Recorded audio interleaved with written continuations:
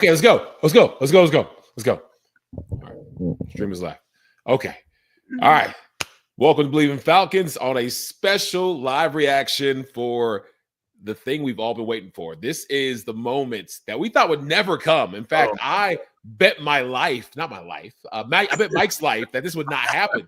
I said there's no way at all in any circumstance that they will take Kirk Cousins out of this and put a poor, unseasoned rookie, Michael Penix, out there to the Lions to go out there and try to salvage the season. It's not going to happen. Right. Zero chance. I was wrong, Mike. I was wrong. I was dead wrong. They made that decision. They changed. They made that decision and that change tonight. Right. On a Monday, Tuesday. On a Tuesday. Got had to make it tonight so he could be ready tomorrow for practice, But man, I can't believe it, man. I said he'll show up if there's no chance we're making the playoffs. Right. You said if we lost one more game, okay, put things in, we're not gonna win anything. This position right here, man, is tough. This is tough because now when you're putting the kid in, well, it's not really a kid. He's an older rookie, but he actually is one of the oldest rookies out there. Right, but you know what I'm saying? You put him in this spotlight, though, in this pressure situation, he got to answer the call right away. You know what I'm saying? It's not like a gradual build you up type deal. Like you come like week one, if you go with the kid week one, he got a couple weeks to, you know what I'm saying, to get sharpened. You know what I'm saying? But he's got to be ready right now. We need you right now. Come on. Yeah, no, I mean, fans are excited. ATL Falcons, Penix going to light it up. Jason Greenway talking about rise up Penix. We got my man, I am Marge, Lamar 247. Kirk was playing horrible. Kirk was playing horrible, but he's been playing horrible for 5 games. So I just felt like we ain't switched him now. We ain't going to switch him now. I didn't think that we had any spine in us to this is a bold move. This is one of these moves like Mike Tomlin, the well-respected Steelers coach. Right. He did something where we're like, what are you doing? Justin Fields is doing a great job. Yeah, it was Russell Wilson's job to lose. He got injured. Why would you mess up a good thing? And there was a chance that things would have gone the wrong way because you had a quarterback that was doing well, but what was his ceiling? And he made that decision, pulled the trigger. It was a ballsy move, but it paid off. Now, this move, I don't know if it's a ballsy move. I don't know, because this is like the move that everyone's saying you should do, but it still is taking a chance because throwing a rookie in at this point in the season who has not had the reps in practice, obviously the reps in game, didn't play in the preseason, which you and me, Mike, were talking about. What are you doing? And he had this crazy response like, we've seen enough of Michael Penix. You've seen enough of Michael Penix. Right. Well, he's not playing for 2 years, according to you. What are you resting him for? That just drove me insane. You only got 3 games, not even 4 games, and you just didn't play him. You're resting him with the vets as if he was going to have to rest for this long season of sitting the bench that he had to do. Hey, evidently they've seen enough of Michael Penix to put him in this position right here. You know what I'm saying? So they seen enough. They know more than us. You know what I'm saying? So we gonna see. I see somebody ATL Falcons. Somebody say the Ben's gonna be bumping. You know what I'm saying? Now the fans gonna be getting excited. That's another aspect of it too. That's right. It's a home game. It's a home game. How many people gonna show up and cheer for Penix though? That you cheer him on, make him comfortable. You know what I'm saying? Because Kirk though. Now think about it, he might have heard some boos this week. You know what I'm saying? Coming back home, the home crowd could have turned on him. You know what I'm saying? If you'd have played bad like that again, but. Now the fans got something to be excited about. You know what I'm saying? So let's go. The season on the line. Got the young kid in. Let's go. Let's do it. Let's see what we got. Let's go. LFG, man. Let's freaking go. It's gonna be crazy because you got a black quarterback who's left-handed, whose name is Mike. Okay. It's kind of bringing back some of the electricity that vintage Michael Vick brought in. So, that was before your time, Mike. I got a whole 2 months of Mike before, he had to do his thing. I got a whole 2 months with Michael Vick. And even in practice, he was electric. He had the fans and minicamp going crazy. But no, I mean, we can bring people on. We probably will see if we can get some of guys who played with Mike just to talk about having a QB that can move, because he's not, Lamar Jackson. He's not like that type of mobility, but he has mobility. Compared to Kirk Cousins, he is Lamar Jackson. He is somebody who gives us the ability to, with Bijan, with Algiers, to take advantage of play action. Everyone's been yelling from the top of the mountains, why aren't we doing more play action? We have one of the most dynamic run games in the NFL with Bijan and Tyler, and we're not making the defense work to see, are we running it? Are we passing? Are we passing? Are we running? We just going in shotgun. Kirk's like, say hut. Let's go. Let's throw it. It just seemed like we were leaving so much on the table. But now we're moving. I see Jason Green out there. He said it can't be worse than what he's been watching so far. Man, so, that's the thing. I'm saying bold move, bold statement. Let's go, Falcons. I mean, I guess I got to be with it, because I need those 10 wins to get to, what I'm saying, that get us in that first round, home game, win the division, win the NFC South. But here's the thing. Again, it's a bold move. It's not, but it is. At this point, I feel like neither was going to ride it out. I mean, I said 1,000 times on this podcast, we ain't going to see Kirk leave unless he's injured. I was like, we just going to, with all the money we paid him, with the fact we have a no trade clause, with the fact he has guaranteed cashola, he's not leaving. He's not moving. And with the win, even though it was an ugly win, it is one of the ugliest ones I've seen in a long time. If we check out the other pod, we posted it up. It's up on YouTube, everything else. We talked about it. If not for Cardell Hodge and for the block extra point, the block punts, and the defense sacking and going crazy, like Kirk was trying to lose this by himself because we didn't feel comfortable with the ball in Kirk's hands. And it's such a crazy thing to see as a fan, or you as a player, to where, I mean, what were those guys thinking in the huddle or on the sideline saying that, like, our $100 million quarterback, we look at him as a liability so much so that we're not even letting him throw the ball first down. We're not even letting him do what he's here to do. We want to keep him away from the ball as much as possible. Right. I think that had to be something where they sat back, and Raheem and, Arthur Blank and, Terry Fontenot, everybody was like, what are we doing? Mm-hmm. If we have to kind of game plan around our own quarterback as a liability, as unprepared as our rookie quarterback is, we got to give him a chance. Because like some of our wonderful fans are saying, it can't get much worse. Right. It can't get much worse. Let's roll with it. Do we think it's a great move, Obi? Do we think it's a great move? Did the coach make the right decision? I believe I gotta trust Raheem. This is first year coaching this team, and for him to pull the trigger on this right here, I gotta trust his gut. Because he's riding this ship. This is his ship to ride. To have on. So we'll see, man. I think yes. I got to ride with the coach, man.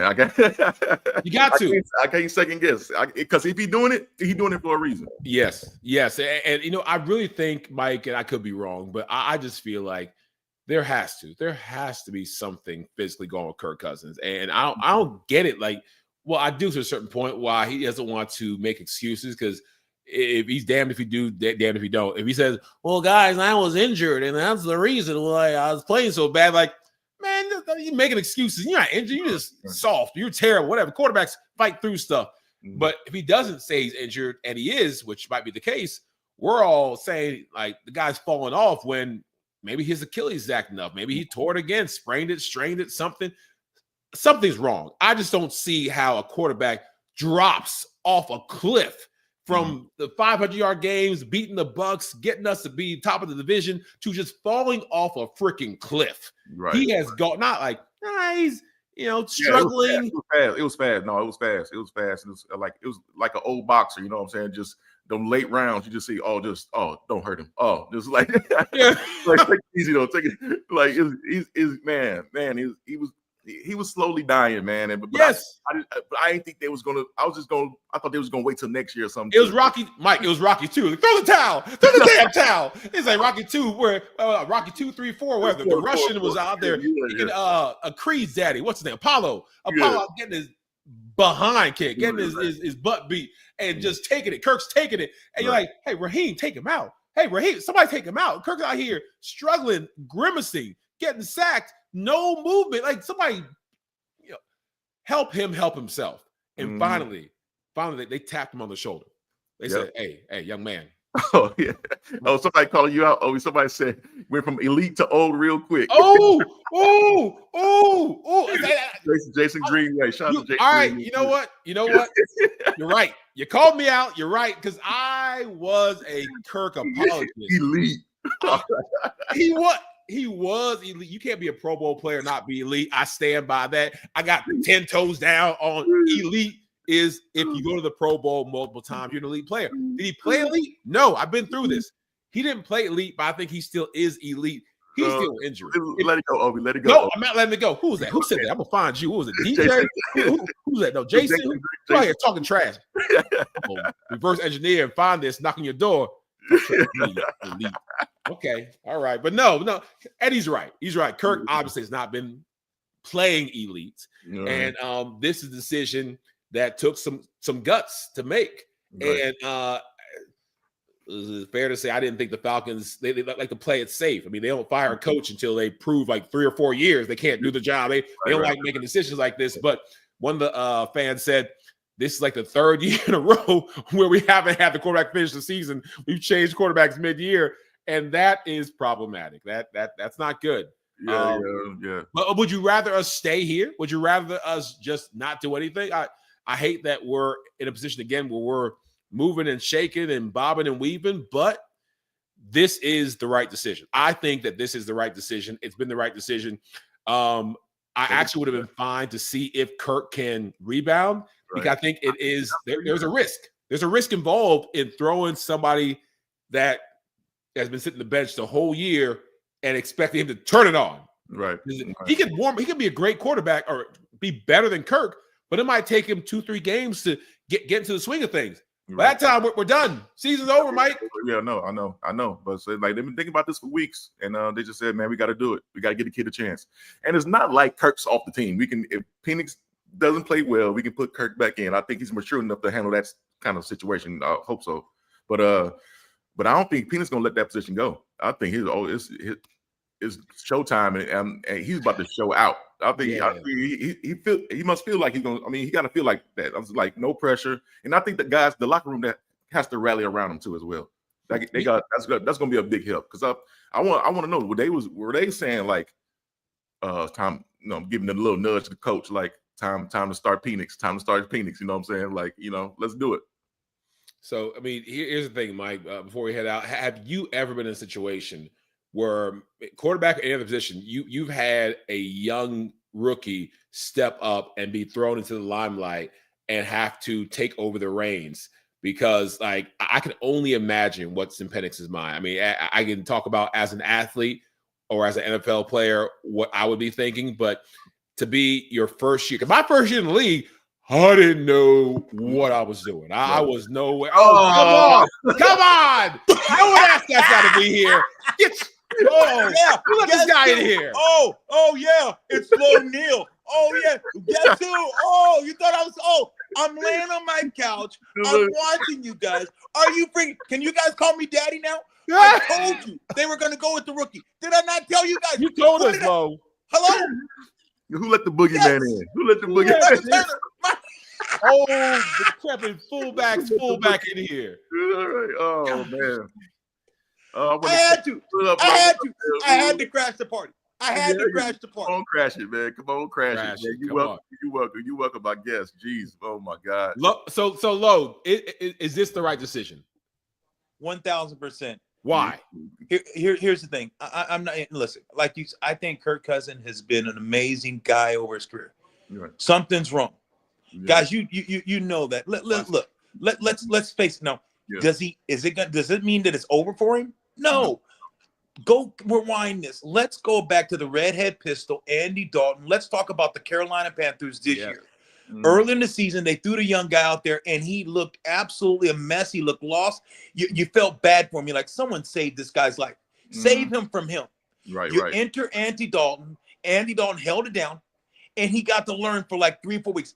Are you watching the way the Carolina's quarterback is playing now? Yeah. Sometimes you need to take that. You have to. Kirk Cousins was hurting himself.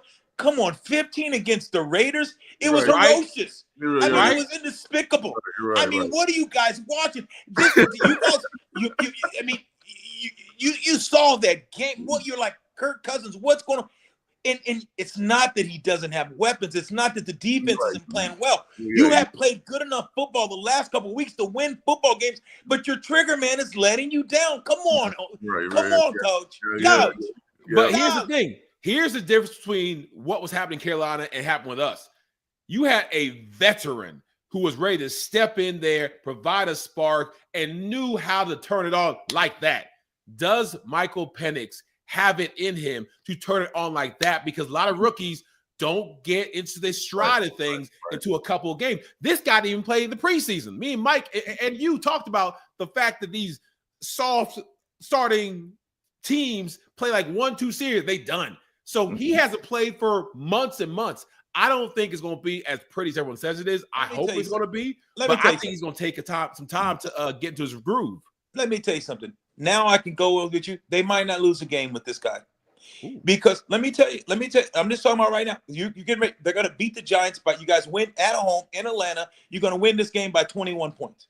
This quarterback, you got to realize, look what he's been through. He's not just a rookie. He's an older guy. He played on the national championship. This guy has been an overachiever his whole career. You acting like Penix is just like they're rolling him out here. Here's a guy that's been sitting and watching Cousin and going through the meetings and watching him throw to other teams. Here's a guy that's sitting in the meeting room who's a first-round draft pick that's watching Cousins play and saying, where do you go with the ball? Absolutely, he's going to come in here and kill it. Guarantee you, he throws for over 250 yards. Guarantee he throws for 3 touchdowns. He is not just the guy. This guy can throw the ball. BetOnline.com. He can throw the ball. Go to BetOnline.com. Hey, Atlanta Falcon fans. Yes, Daddy's on the go. Daddy got out of bed. I came up. I'm laying on the couch watching. London has fallen. I said, I got to jump on this guy.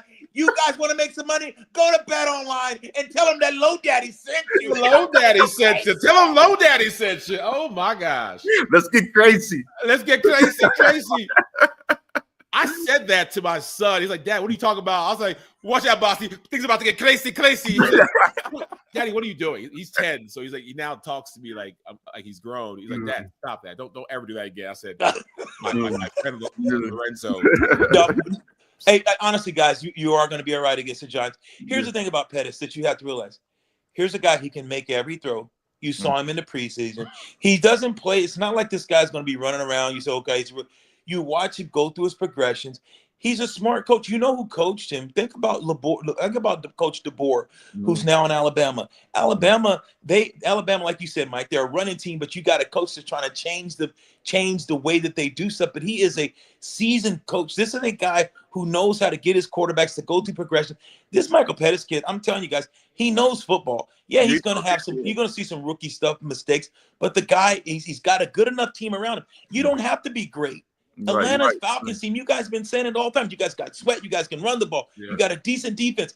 Dude, you just need your trigger, man. Don't lose the game. Just go compete. Go compete. Yeah. Go compete, man. Go compete and just make some plays that's out there for it. It was laid out for him. Kirk was not making the plays, So I hope this trickle down to everybody else too. Everybody else get a spark. Kyle Pitts, is he going to be back involved? Is he going to be getting the spark from him, getting some more looks? Because he's not even getting targets right now. So yeah, we'll see how it goes, man. I hope this all works out. Like I would love though. I feel like we're gonna get to 10-7.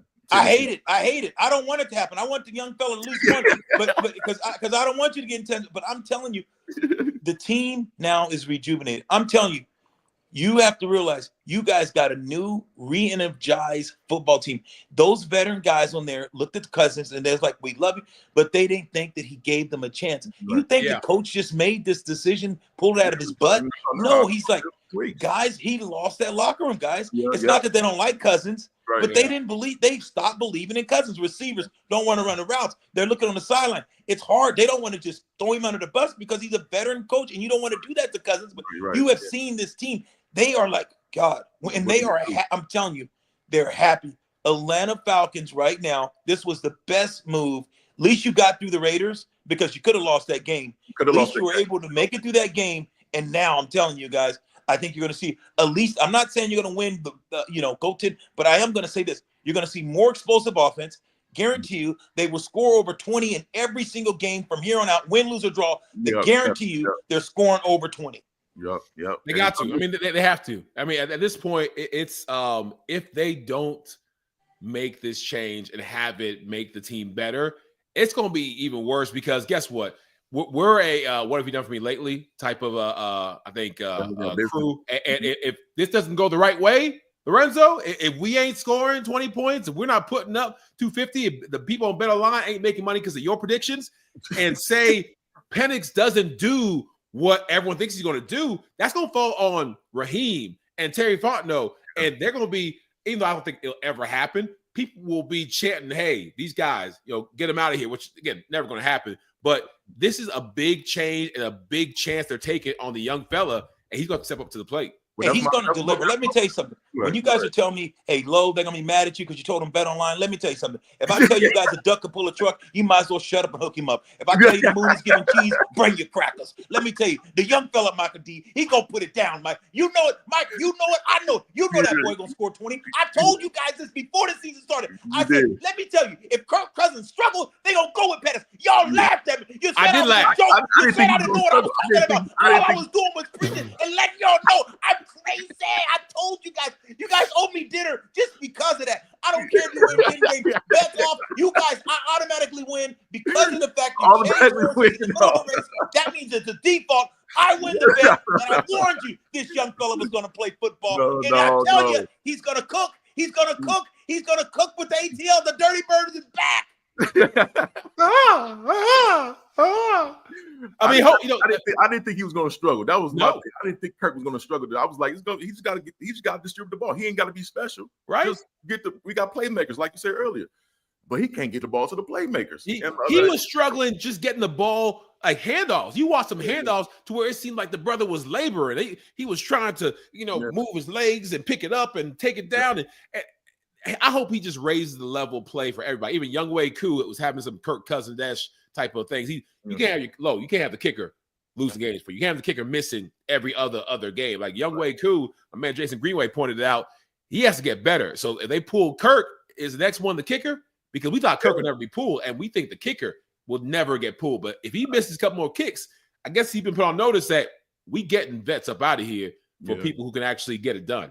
I guarantee you some kickers getting some workouts. Yeah. Oh yeah. They've been working on some kickers weekly. You know what I'm saying? Waiting on Koo, looking at him crazy. You know what I'm saying? So we'll see.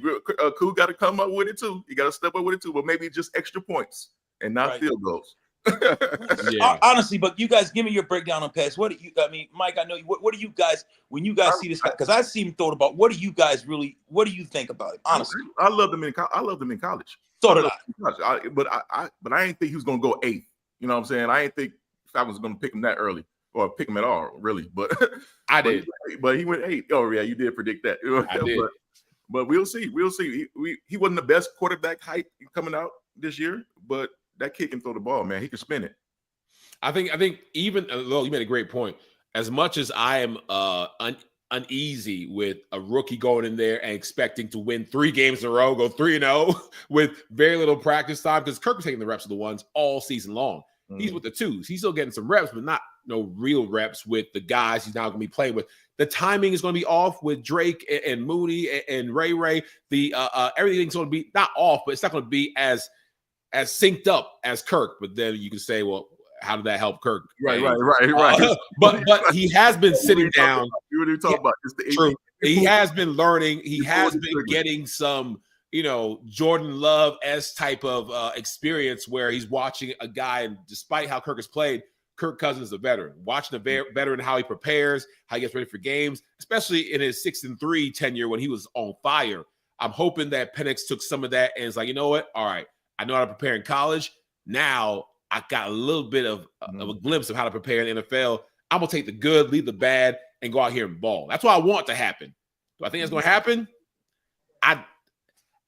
I've stopped allowing myself to believe because it hurts. It hurts low. I believed in Falcons the last 4 games, and we lost the last 4 games. Well, the last one we won, but that felt like a loss because it was so dang ugly, So I don't know, man. I'm trying to believe in Falcons, but it's rough. A lot of these fans too, man. They struggling to believe in Falcons. But the Penix, wait a minute. Here's the deal. You guys got to stop. Okay, here's the thing. You have to realize, Mike, you know it. You guys know this.